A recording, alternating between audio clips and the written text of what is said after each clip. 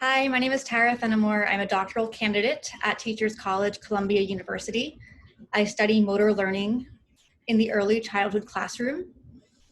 I'm a 2018 graduate of the Dimon Institute in New York City.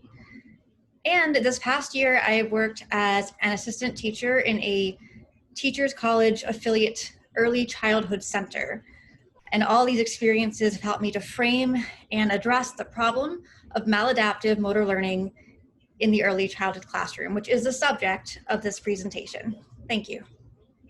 So my presentation is titled Adaptive Motor Learning and the Preschool Child. A central question that I'm asking is, do research-based best practices universally adopted by early childhood centers in the United States and abroad facilitate the learning of adaptive psychomotor behavior? So what is adaptive psychomotor behavior? Adaptive behavior is defined as a coordinated psychomotor reaction to environmental stimuli to accomplish a goal in the here and now. And this is a definition that's accepted in the field of motor learning and motor development in developmental psychology. And what it basically means is that the individual develops an action goal, let's say to sit in a chair and to selectively attend to a task, and the individual is able to coordinate the psychomotor system to achieve that action goal. And there can be a lot of variation in the means whereby, you might say, or the way in which that goal is achieved physiologically and behaviorally. But if the goal is achieved, then the behavior is adaptive. Now, I am proposing that we add a second criteria so that adaptive psychomotor behavior must also be supportive of musculoskeletal health over time.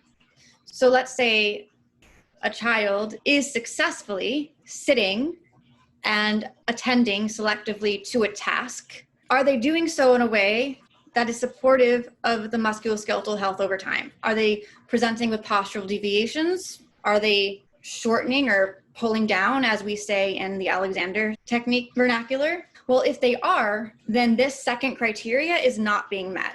So therefore, they are not producing adaptive psychomotor behavior. The action goal may be achieved, but it's being achieved in a way that compromises the health of the system over time. Therefore, it is maladaptive. All right, so my dissertation, very much a work in progress. The working title is The Dynamic Self, a Holistic Model of Human Development. And I am making several claims. Among them, one, typically developing children are not taught adaptive psychomotor behaviors in schools that employ best practices in early childhood education. Now, that's not to say that they might not learn adaptive psychomotor behaviors, but if they do, it's haphazard because it's not explicitly and deliberately taught by the curriculums employed by schools. And as I hope to demonstrate, most of the time, children are learning maladaptive psychomotor behaviors in absence of structured educational procedures that teach adaptive psychomotor behavior. So we'll get into that. Two, particularly in westernized countries, the learning of adaptive psychomotor behavior is stymied by critical gaps in motor learning processes that inadvertently result from cultural and educational practices. Three, adaptive psychomotor behavior must be learned and systematically encouraged through the integration of structured educational procedures into standard curricula. Okay, and here's a picture of some children that I have worked with over the last year. Here they are engaging in a teacher-directed activity in a manner that is quite common in early childhood classrooms throughout the United States and abroad. We call this particular event meeting, and it's where the children sit and they listen to teacher instruction. The teacher will read them stories from books, and they will also participate in gross motor activities within a 35 to 40 minute duration of time, which is a rather long time to expect young children to, sit and sustain attention to teacher-directed activity. But I will say that the children do enjoy this event in the course of the day, and they learn a lot of really important pre-academic skills like attention regulation, literacy, and oral communication. So I do not advocate for eliminating this kind of teacher-directed activity from the daily routine, especially because in our case, it is integrated into a child-responsive, play-based curriculum, which is a very developmentally appropriate curricular foundation. In early childhood education, we develop curriculum and assess learning according to 3 main developmental domains: social emotional, cognitive, and sensory motor. And the problem as I see it is that as educators, we forget that motor learning is happening all the time. It's not just within these designated activities for gross motor exploration and fine motor skill acquisition. No, it's happening all the time. So right now in this picture, you're observing children learning how to sit with postural deviations maladaptively as the basis for learning higher cognitive skills. The point I just want to emphasize is that the children are capable of engaging in this teacher-directed activity adaptively. However, we as educators are not scaffolding this activity to support them learning how to adaptively participate in this activity. We are not teaching them how to sit adaptively, how to sustain attention adaptively as the basis for learning. In my experience in the classroom, I often see these postural deviations like forward head posture and functional thoracic hyperkyphosis emerge in the context of increased cognitive demand.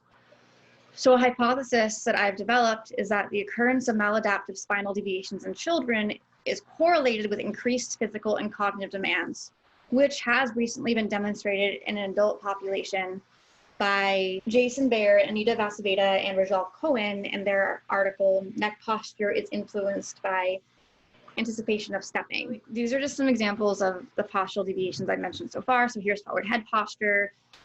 Alexander teachers know this as pulling the head back. Here is functional thoracic hyperkyphosis.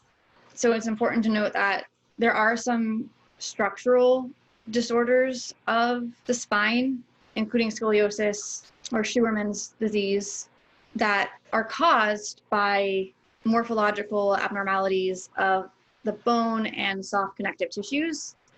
In functional disorders like functional thoracic hyperkyphosis, it's really learned behavior, which causes muscular imbalances, which causes the presentation of functional thoracic hyperkyphosis. There isn't an underlying pathology that cannot be corrected without, let's say, surgery or some kind of more invasive intervention.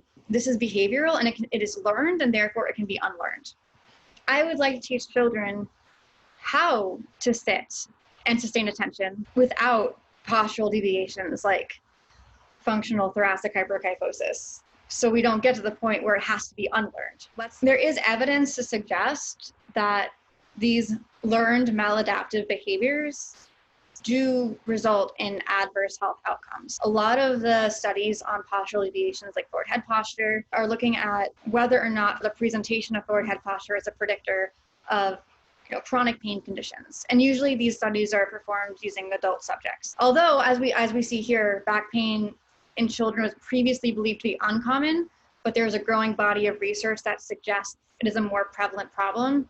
In general, these chronic pain conditions that may be associated with postural deviations, they become symptomatic later in life. Back pain in children is less common than back pain in adulthood, but it's becoming more prevalent. There's research to support that. Secondly, spinal pain in childhood and adolescence is an important predictor of chronic spinal pain in adulthood. And chronic back pain in adulthood is pretty ubiquitous. So this is the World Health Organization Global Burden of Disease Study. And this graphic just shows that between 1990 and 2017, low back pain has persisted as the #1 cause of years lived with disability worldwide. So something that I wonder is if there may be a relationship between the maladaptive postural deviations that are learned in the context of increased physical and cognitive demands in the early childhood classroom. So you'll see a lot of forward head posture and thoracic hyperkyphosis in this sample of children here. So right here, I think you can see my cursor, forward head posture, thoracic hyperkyphosis. Forward head posture, thoracic hyperkyphosis, forward head posture, thoracic hyperkyphosis. If you look around the room, you'll see a lot of children presenting with postural deviations. And this is learned behavior. It's also really important to note that all of the children that you see in this photograph are healthy, typically developing 3 and 4-year-olds. They have no clinical diagnosis. So as far as we know, all of the maladaptive postural deviations that you are observing in this photograph are functional and behavioral and learned. So is there a relationship between this learned maladaptive behavior and the increased prevalence of back pain in children, which is an important predictor of chronic pain in adulthood, which leads to potentially this statistic here. So my next question is, will developing a curriculum that scaffolds the learning and stabilization of adaptive psychomotor behavior in childhood improve musculoskeletal health outcomes across human development? So, will preventing the learning of postural deviations and guiding children to preserve more neutral spinal alignment across early childhood and adolescence, will that lower the rate of people reporting back pain? I don't know. It's just a question that I have. This hypothesis is much more easy to test than this larger scope hypothesis, and I actually have developed a research design to test whether maladaptive spinal deviations in children is correlated with increased physical and cognitive demands, but COVID has precluded my ability to collect data with children right now. So I'm not sure if I'll have the opportunity before I graduate. We'll see, fingers crossed. Anyway, so this larger question of whether scaffolding learning and the stabilization of adaptive psychomotor behavior will improve musculoskeletal health outcomes across the lifespan has led me to consider developing a curriculum, which is composed of activities that support the acquisition of accurate conceptual knowledge of the body self and its design, and also activities that support the selection and stabilization of adaptive healthy states that are grounded in accurate conceptual knowledge. So the curriculum I'm developing, I'm calling it for now, My Body, Myself, a functional anatomy course for children. And the content is adapted for children from The Body in Motion by Dr. Theodore Dimon. And as part of the course, children will learn basic anatomical terminology and concepts. The lessons will be supported by children's books about anatomy and evolution, using songs that support learning of content, and games and procedures that support the development of adaptive motor behaviors. And I'm going to give you a little bit of an example of what I mean. In this video, you'll see me guiding the children through a practical procedure inspired by Raymond Dart and also the Alexander procedure of monkey. This is part of a larger lesson in which I did a read aloud with the children of this book, Grandmother Fish, A Child's First Book of Evolution, written by Jonathan Tweet, illustrated by Karen Lewis. And it guides the children through the morphology of the vertebrate bodies, from fish to reptile to mammal to ape, and finally to human. And so for each of these different body designs, I guide them through a practical game to explore being in that body. So this is the practical procedure that I used for the ape body. To get into our ape bodies, we're actually going to start off in our human bodies. And we want to make sure that we are stable and secure in our human bodies. So we're going to sing a song to warm up. Are you ready?